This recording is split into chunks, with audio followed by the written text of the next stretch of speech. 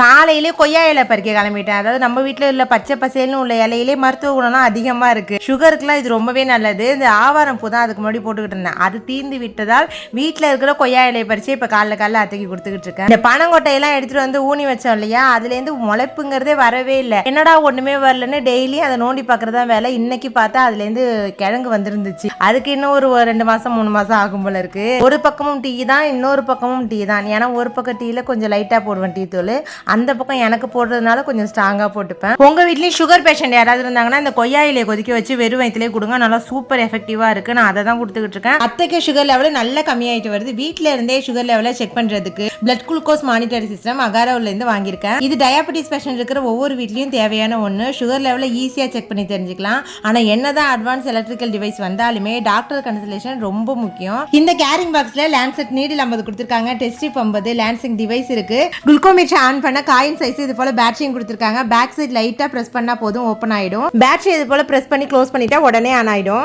இதுல எஸ்எம்னு 2 பட்டன் இருக்கு. அதுல எஸ் பிரஸ் பண்ணி இயர், டேட், மந்த் எல்லாத்தையும் செட் பண்ணி வச்சுக்கணும்.